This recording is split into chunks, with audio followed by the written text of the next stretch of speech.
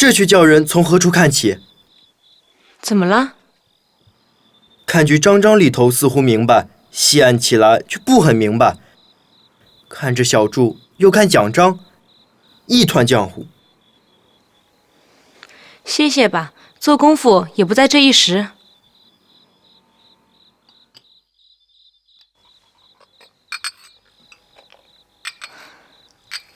老爷逼得也太紧了，只是这会子连老太太也不肯替你讨个情来。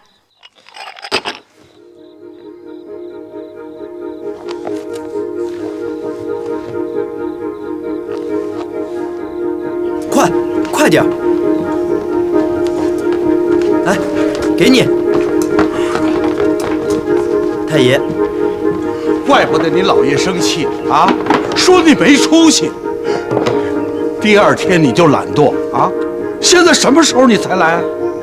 昨儿跟你说的，让你讲书上的话，今天就讲来，就讲这段。子曰：“吾未见好德如好色者也。”这句话没有什么讲头啊！胡说啊！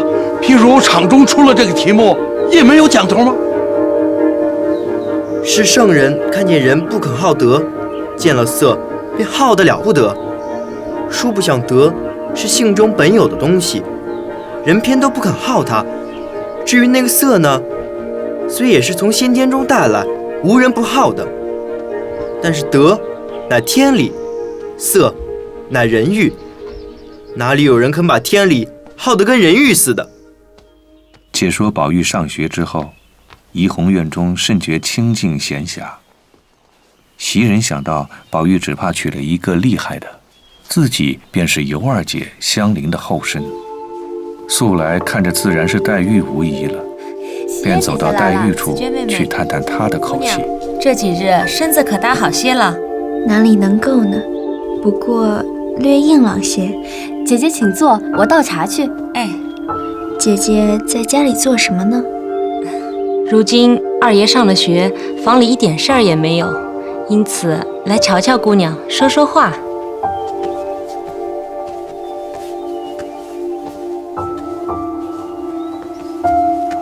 姐姐请用茶。妹妹坐着吧。是。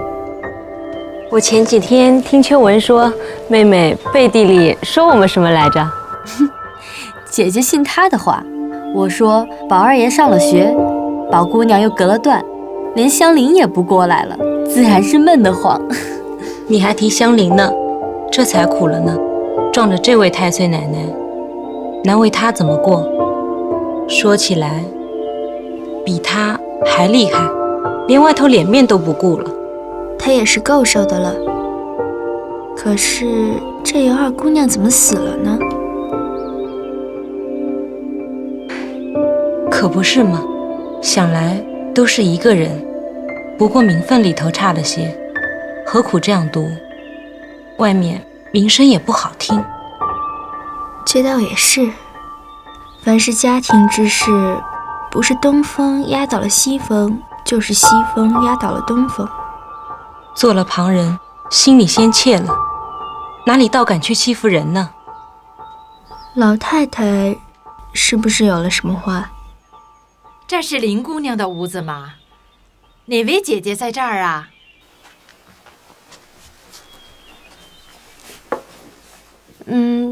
这位妈妈是姨太太那边过来的吧？正是呢，我们姑娘打发来给这儿的林姑娘送东西的。那略等等。宝姑娘叫你来送什么？我们姑娘叫给姑娘送来一瓶蜜饯荔枝来。这位姑娘不是宝二爷屋里的花姑娘吗？妈妈怎么认得我？我们只在太太屋里看屋子，不大跟太太姑娘出门，所以姑娘大都不认得。姑娘们碰着到我们那边去，我们都模糊记得。这怨不得我们太太说，这林姑娘和你们宝二爷是一对儿，原来真是天仙似的。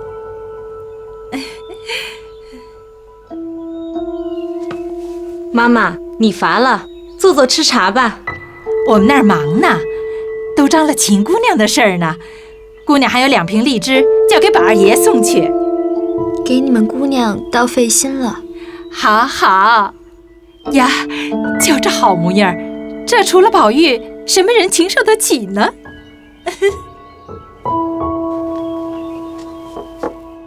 怎么这人到了老来就是混说白道的，叫人听着又生气又好笑呢？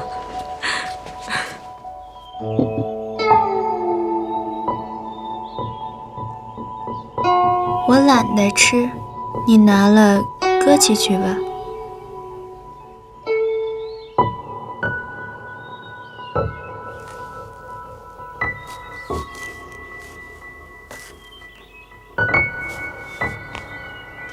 一时晚妆将卸，黛玉进了套间，猛抬头看见了荔枝瓶，不禁想起日间老婆子的一番混话，甚是刺心。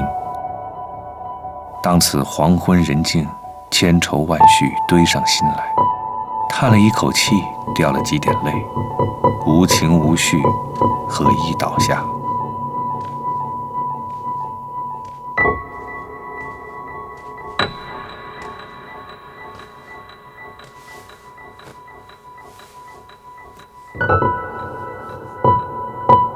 想起自己身上不老，年纪又大了，看宝玉的光景，心里虽没别人，但是老太太舅母又不见有半点意思。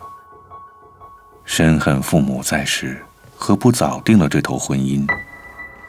又转念一想到，倘若父母在时别处定了婚姻，怎能够似宝玉这般人才心地，不如此时尚有可图。心内一上一下，辗转缠绵，竟像着陆一般。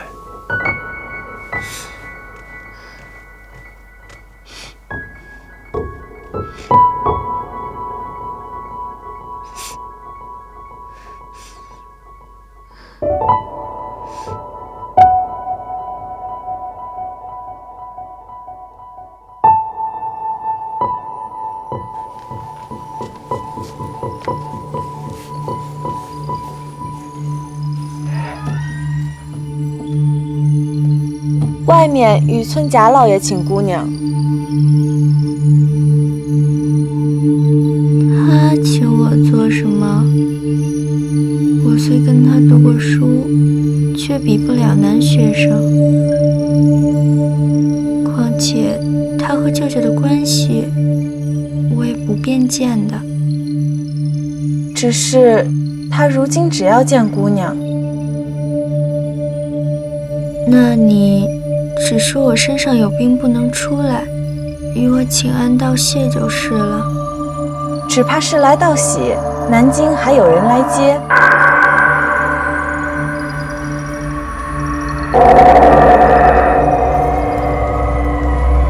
我们一来道喜，二来送行。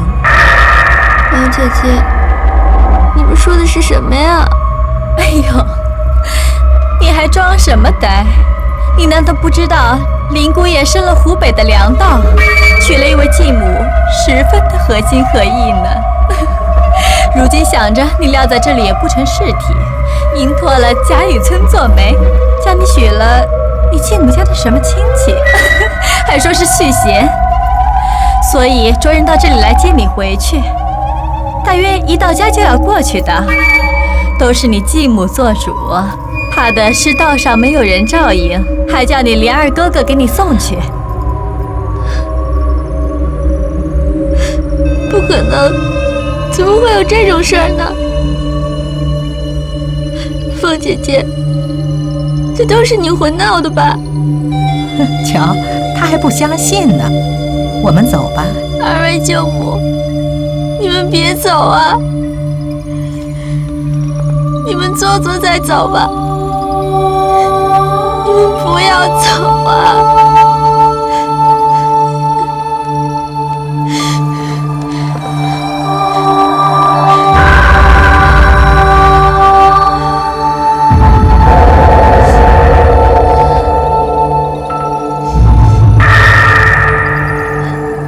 老太太，求求老太太，或许还有救。太，我求求您，救救我好不好啊？南边，我是死也不想去的。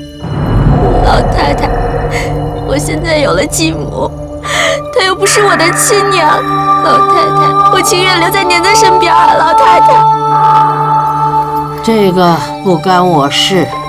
老太太，那这又是谁的事儿呢？续弦也好，倒多一副妆脸。老太太，只要我留在你身边，我绝对不用分来的闲钱，好不好？我绝对不用分来的闲钱，我求求你，老太太。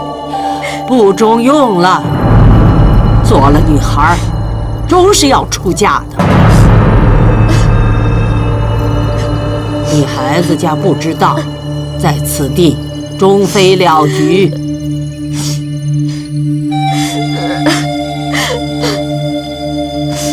我不回去。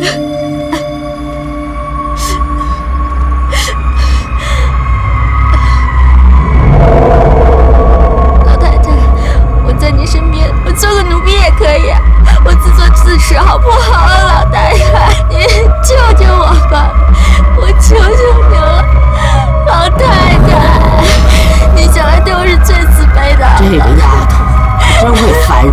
您向来对我是最慈悲，对我也是最好的，您现在怎么就不管了呢？您不能不管我呀！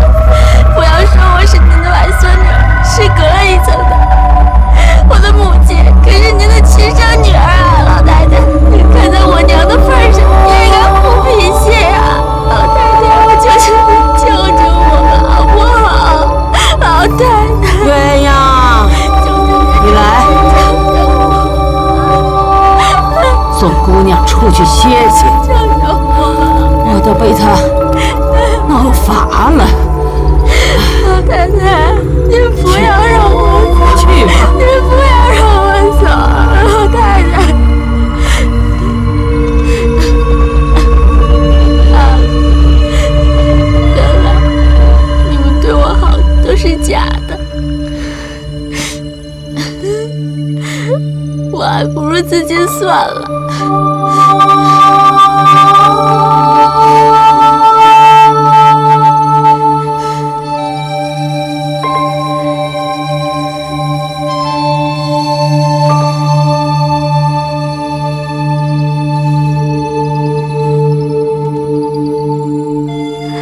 宝玉呢？宝玉怎么没有来？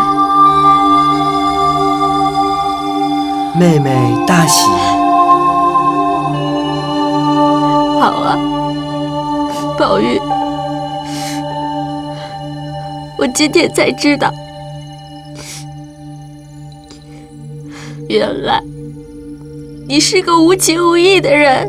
我怎么无情无义？你既有了人家，咱们各自干各自的了。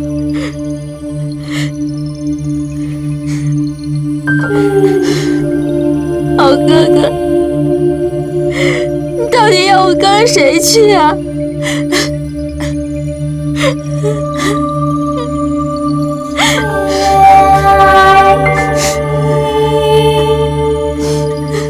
好吧，你要是不去，就在这里住着。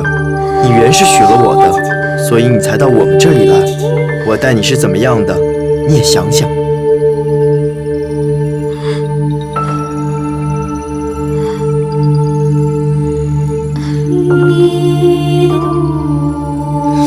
不错，我曾许过的。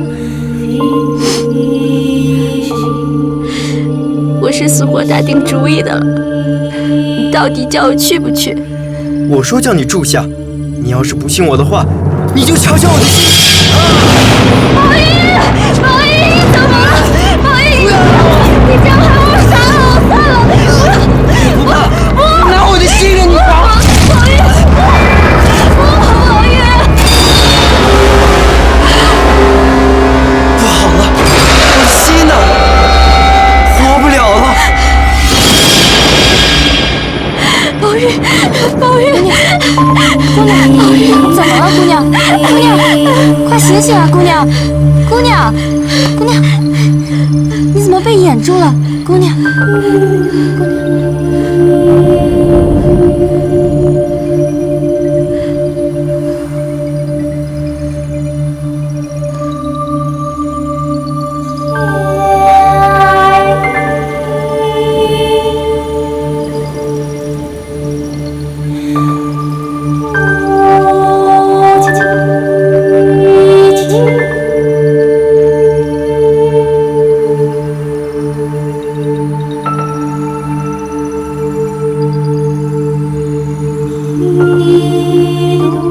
黛玉又想梦中光景，无依无靠，再真把宝玉死了，那可怎么样好？一时痛定思痛，神魂俱乱。只听得外面淅淅飒飒，又像风声，又像雨声。又听了一会子，又听得远远的吆喝声，却是紫鹃已在那里睡着，鼻息出入之声。正要朦胧睡去，听得竹枝上不知有多少家巧的声儿，啾啾唧唧叫个不住。那窗上的纸隔着屉子，渐渐地透进清光来。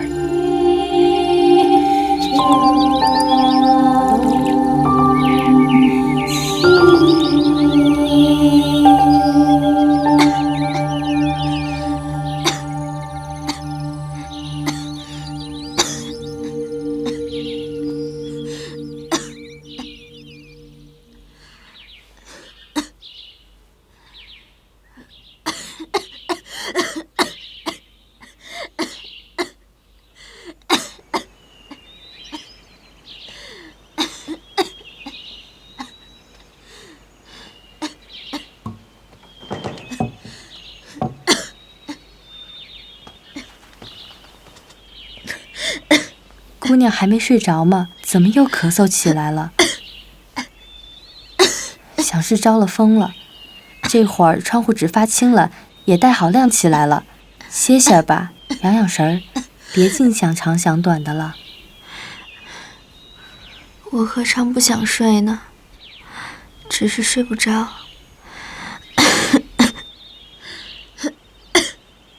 你先去睡吧。天都亮了，还睡什么呀？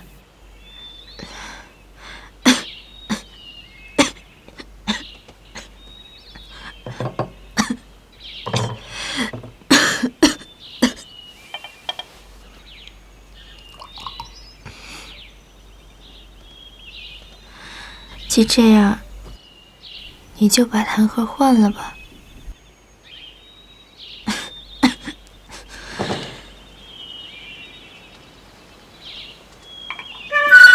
这还了得？是什么？没什么，手一滑，险些撂了痰盒子。我才刚觉得嗓子里有点甜腥，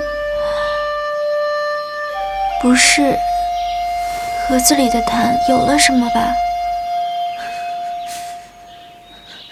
没有什么，什么都没有。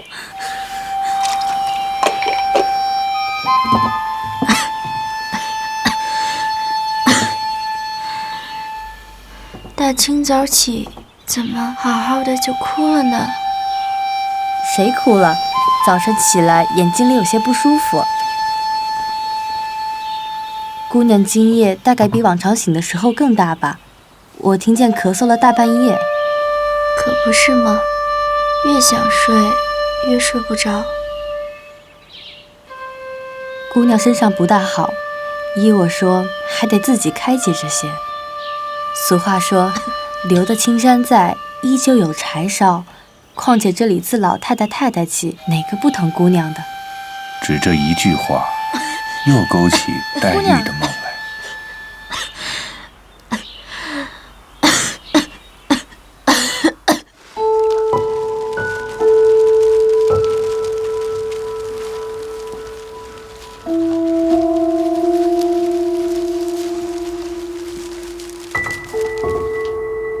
这里可以再多一点儿，这里却又太密了，不好看。我也是这意思。幸好这一带只是草稿，略涂了就可重画。我也再不能了，好姐姐们，快去帮我求求老太太，别让我画了吧。既是派了你，你便做个有始有终吧。如今你既烦那个，不如我们来题诗。这个好。姑娘，林姑娘怎么不来？林姑娘昨日又犯了病了，咳嗽了一夜。我们听雪雁说，吐了1盒子的痰血。这话真吗？怎么不真？刚才我们去里屋瞧了瞧，颜色不成颜色的，连说话的气力都微了。不好的这么着，怎么还能说话呢？怎么你这么糊涂？不能说话不就？林姐姐那样一个聪明人，我看她总有些瞧不破，一点半点都要认真起来。天下事哪里有多少是真的呢？既这么着，咱们都去看看。倘若病得厉害，咱们好回去告诉大嫂子，回老太太，传个大夫来瞧瞧，也得个主意。正是这样。姐姐们先去，我回来再过去。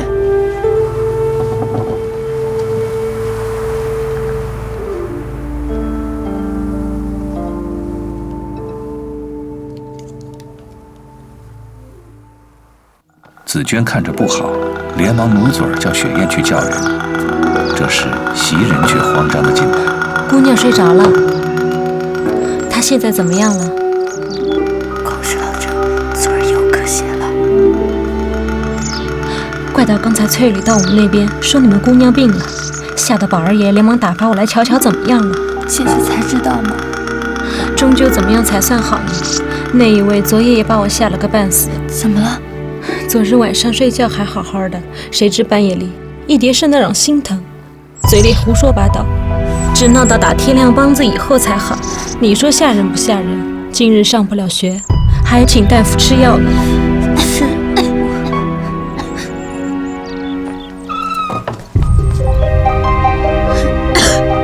姑娘。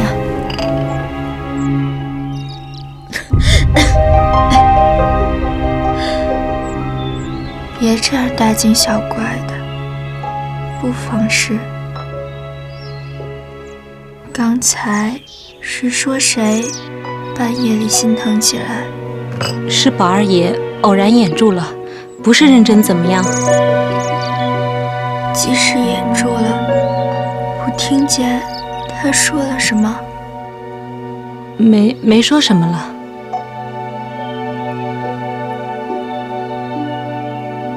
回去，别告诉宝二爷说我不好，看耽搁了他的功夫，又叫老爷生气。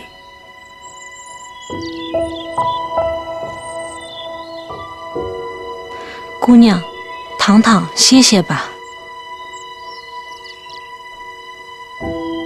那黛玉闭着眼躺了半晌，惦记着宝玉，哪里睡得着？把外罩大袄脱了，扎正着爬起来，觉得园里头平日只见寂寞，如今偏听得风声、虫鸣声、鸟语声、人走的脚步声，又像远远的孩子们啼哭声，一阵一阵的聒噪的烦躁起来，略静了一时。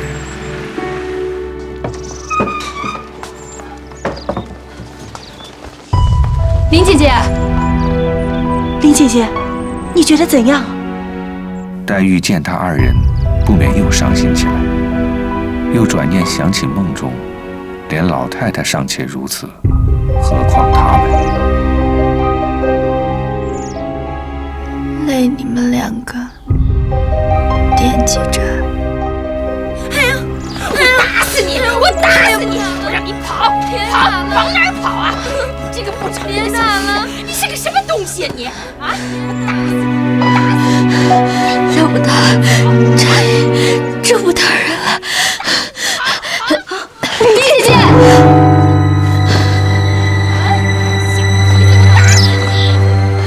你们这帮人如今越发没了王法了，这里是你骂人的地方吗？原来黛玉住在大观园中，虽靠着贾母疼爱，林姐姐，凡事终是寸步如心。自私一个千金小姐，林姐姐，只因没了爹娘，也被婆子这般辱骂，哪里委屈得来？因此肝肠崩裂，哭晕过去。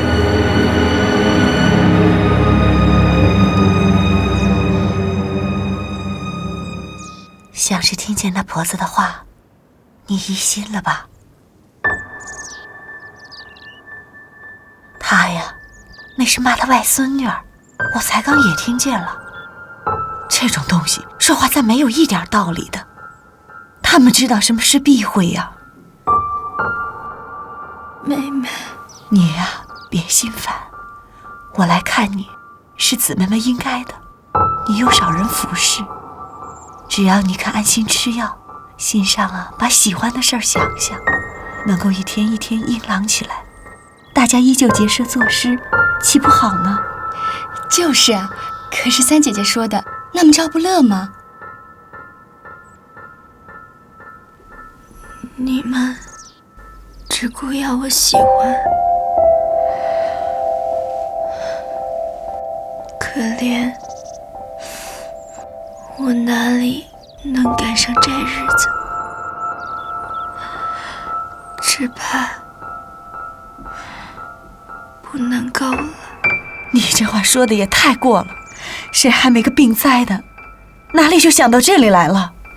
你好生歇息，我们先到老太太那边，回来再看啊。你要什么东西呀，只管叫紫娟告诉我。好妹妹，到了老太太那里，只说我请安，身上略有不好，没什么大病。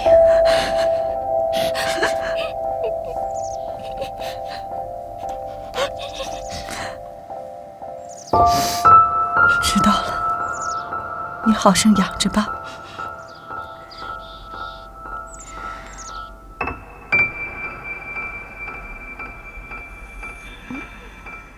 且说探春、湘云出了潇湘馆，一路往贾母这边来。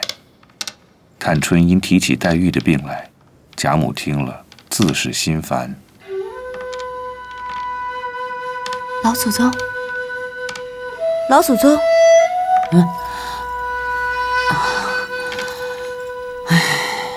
偏是这两个玉儿多病多灾。林丫头一来二去的大了，她这个身子也要紧。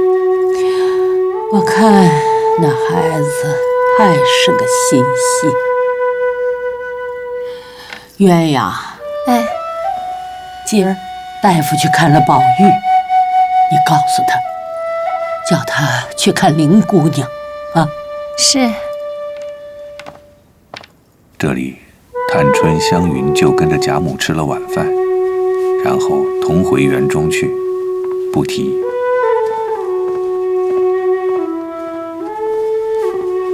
给老祖宗请安。才刚啊，大夫已经瞧过宝兄弟了，说不过是饮食不调，又受了点风邪，没大碍的，疏散疏散就好了。如今大夫看完了宝兄弟，又往林妹妹那里去了。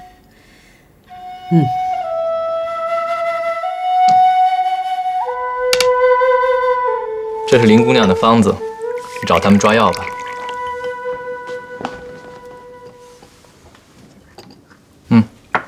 你回二奶奶吧，我还有事儿。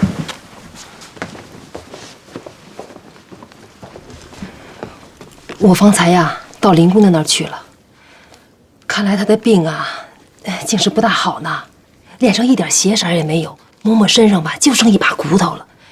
跟她说吧，她也没话说，只是淌眼泪。回来，紫娟姑娘跟我说，现在姑娘病着，要什么吧又不肯要，我想向奶奶那儿先支1、2个月的月钱。虽然现在吃药是宫中的，零用也得有几个钱呢。我答应了她，替她来回奶奶。竟这么着，我送她几两银子时，也不用告诉林姑娘了。这月钱却是不好支的。一个人开了例，要是都支起来，可如何使得？你不记得赵姨娘和三姑娘拌嘴了，也无非为的是月钱。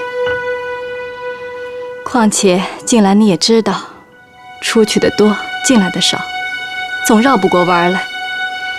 不知道的还说我打算的不好，更有那嚼舌根的，说我搬运到娘家去了。周嫂子，你倒是那里经手的人，这个自然还知道些。真是委屈死人了，这么大门头，除了奶奶这样心劲儿当家罢了，别说别的女人当不来，就是三头六臂的男人也撑不起呢，还说这种混账话。奶奶还没听见呢，外头的人呐就更糊涂呢。前儿周瑞回家来，说是外头啊打量着咱们府里怎么着的有钱，有人说这个贾府啊银库几件，金库几件，就连使的那个家伙呀都是金子镶了的，玉石嵌了的。还有人说呀，那姑娘当了王妃，那皇上家的东西那自然得分一半给娘家呀。前儿贵妃省亲回来的时候，我们亲眼看见带了好几大车的金银，所以他们家装饰的跟那个水晶宫似的。那天在庙里还愿花那点几万个银子呀，那简直就是牛身上的一根毛罢了。还有人说呢，他们家门口那狮子呀，恐怕是玉石的，那园子里边还有金麒麟呢。那前几天被人偷了一个，如今只剩下一只了。哎呦，就别说那些奶奶姑娘们了，就说那个屋里使的那些丫头们啊，都是一点不动的，喝酒下棋弹琴画画。横竖有服侍的人呢，只管穿罗罩纱，那吃的戴的都是旁人不认得的。就别说这些哥姐们了，要想要天上的月亮，也得有人上去摘下来给他们玩儿。哎呦，还有歌呢，说是宁国府、荣国府，金银财宝如粪土，吃不穷，穿不穷，算计不……怎么不把歌念完？想来也不是什么好话。那都没要紧，只是那金麒麟的话从何而来？哎，就是那庙里的老道士送给宝二爷的那个小金麒麟，这不是丢了几日吗？亏了史姑娘给捡着还了。你瞧，就造出这么大个谣来，你说这些人可笑不可笑？哼，这话不是可笑，倒是可怕的。咱们一日难似一日，外头还这么讲究。俗语说，人怕出名，猪怕壮，况且又是虚名，究竟还不知怎样呢。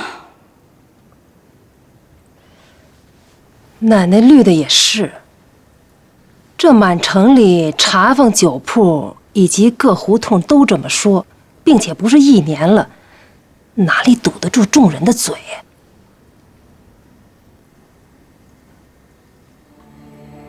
且说贾琏走到外面，只见一个小厮迎上来回道：“大老爷叫二爷说话呢。”贾琏急忙过来。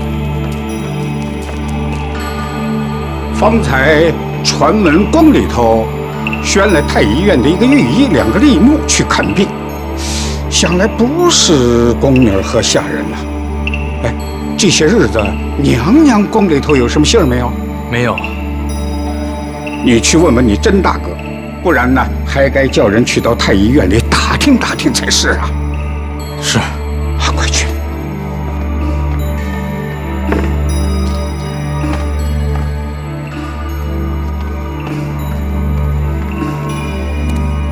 采内相公公来传过旨意，说贵妃娘娘有些欠安，宣召亲丁4人进里头探问，许各带丫头1人。亲丁男人只许在宫门外递个旨名，请安听信。亲丁4人，自然是我和你们2位太太了。是。那一个人必得是凤哥，他诸事有照应。说定了，是陈司时进去，申有事出来。请老太太今日早日歇着，明日早些起来，好收拾进宫。我知道了，去吧。你们爷儿们各自商量去吧。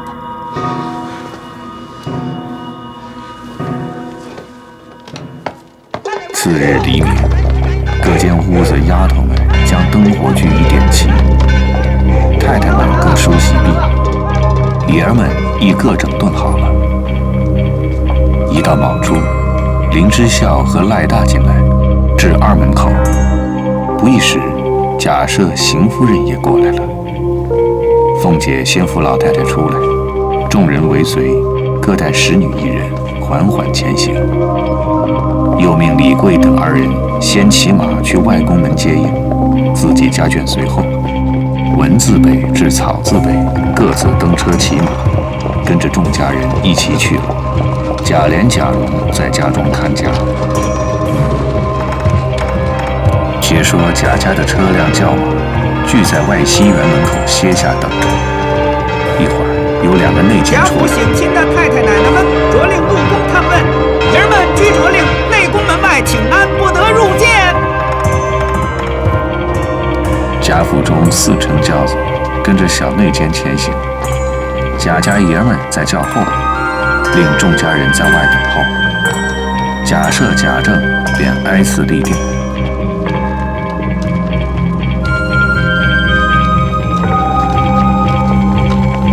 轿子抬至宫门口，便都出了轿。早有几个小内监引路，贾母等各有丫头扶着步行，走至元妃寝宫，只见魁壁辉煌，琉璃照耀，又有2个小宫女儿传谕：只用请安，一盖一柱都免。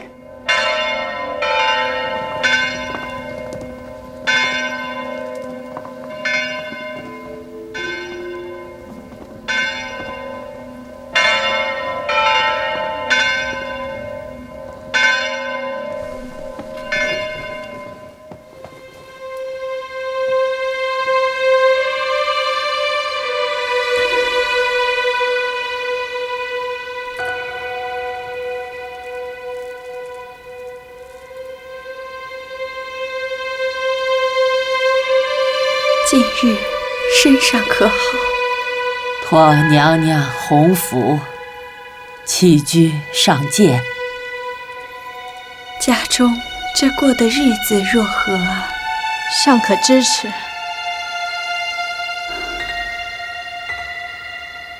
这几年来，难为你操心了。凤姐正要站起来回奏，只见一个宫女传进许多职名，请娘娘容目。元妃看时，就是贾赦、贾政等若干人。那元妃看了职名，眼圈一红，止不住流下泪来。